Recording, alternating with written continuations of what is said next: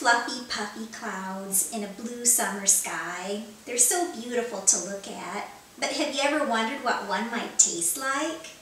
With 7 ordinary ingredients and some extra planning, I'll show you how to make an extraordinary dessert that's sure to put your friends and family on cloud 9. Cherry Berry on a Cloud is a baked meringue with a fluffy center of sweet cream cheese, whipped cream, vanilla, and then topped with your favorite summer fruit.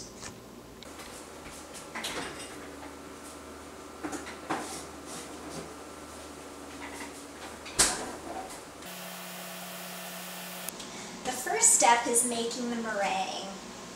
According to whatscookingamerica.net, the best meringue starts with eggs that are days old.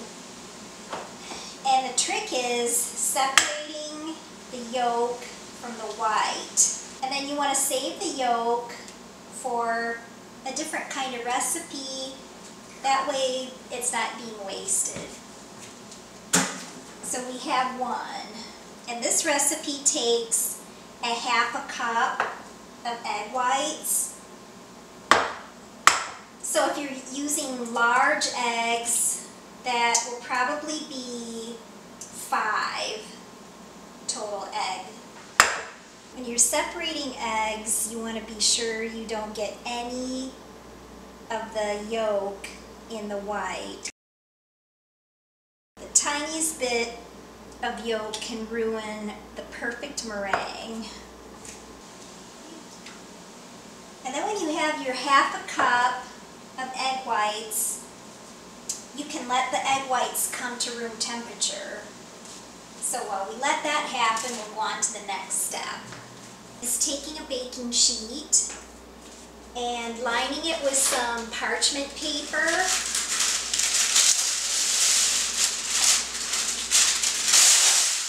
If you don't have parchment paper, something else you could use is a paper grocery bag and just cut a piece of the paper grocery bag and lay it right in your baking sheet. This is where we'll put the meringue when it's ready to go into the oven. Now that the egg whites are up to room temperature, it's time to start making the meringue. To the egg whites, we add 1/4 teaspoon cream of tartar, and we want to beat this until it's foamy. That's looking good. And when the sugar is added, you want to do it slowly. And this can take a little time, but this is important. You only want to do like 1 tablespoon at a time, so it's gradual. So here we go. You can use regular table sugar, but I like to use this Baker's super fine sugar.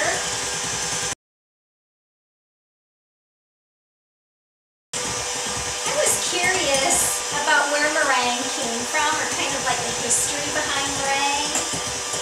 So I went to Wikipedia and found that it most likely originated in a town called Meiringen, Switzerland, which kind of is like meringue, but Meiringen. It's shown up in a recipe book as early as 1692. And I can't imagine doing this without a hand mixer, because even with a hand mixer, just so you know, this could take maybe 20 minutes.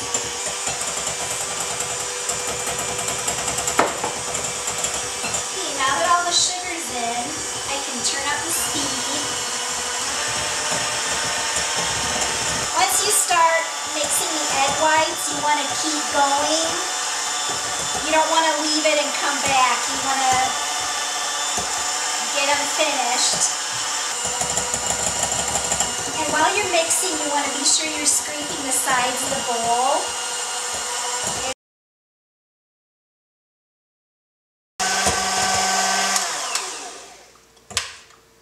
this is what it means by stiff peaks. See how the peaks hold their shape? Okay, we're ready. Just clean off the beaters a little bit. Okay, when the meringue is finished, we spoon it out on our parchment paper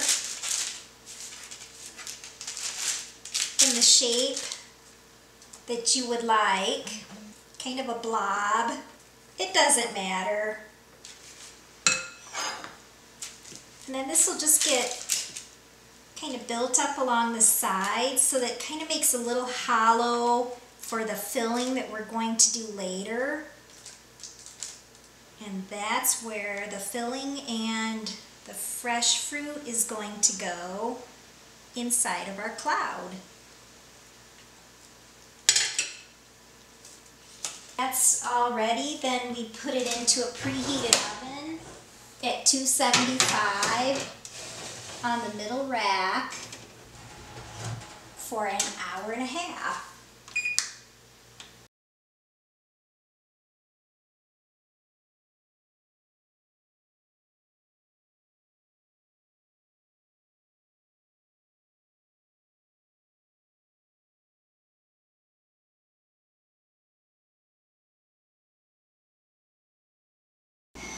Now for the filling.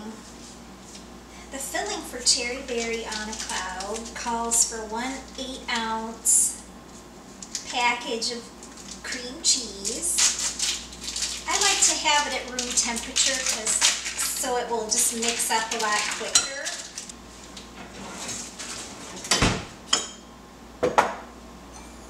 A half a cup of sugar. You can use table sugar for this part.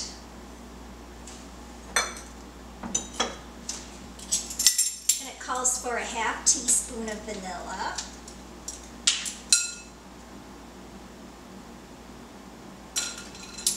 And a cup of Cool Whip.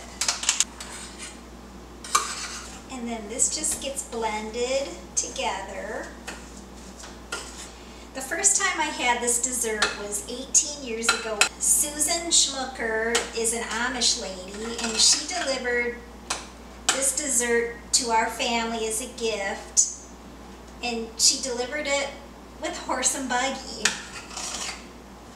And I had never had anything quite like it, and so later I asked her for the recipe, and she gave it to me. So it's just an extra special reason I like this dessert. And we put it right in the fridge to wait till we're ready to put it in the meringue. After the meringue is baked for the hour and a half, you turn the oven off and just leave it in the oven for another hour. You can see it in there. Ooh. Ooh, it looks beautiful. Oh. My cat thinks so too.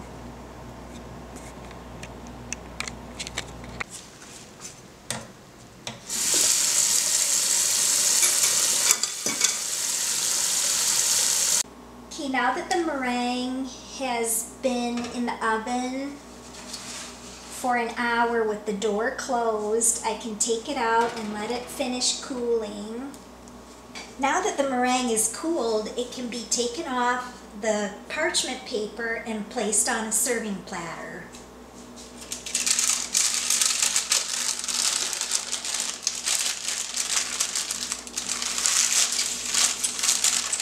It lifts right off just as easy as that and placed right on the platter. And it's now ready for the filling. And here's the filling that we mixed up earlier. It's been in the refrigerator, so I'm just going to give it a quick stir. And then it's ready to put in our cloud of meringue. And then it's ready to put in the refrigerator for the next 12 hours. What'sCookingAmerica.net had several great tips for making a successful meringue. One is to use a glass or stainless mixing bowl because plastic ones may have a greasy residue. It's almost dinner time and the long wait is now up, and I can't wait to put the berries on the cloud. So I'm going to take it out of the fridge and we'll put the berries on just before dinner. This is my favorite part. And you just pile on the fruit. And again, you can use any summer fruit that you want, or even just, it can be as simple as opening a can of cherry pie filling and putting on top. Something else you can do is, for people who are diabetic, you can try making the meringue with Splenda. And there's protein in the egg whites. So that's the way I justify this is a good dessert. Oops.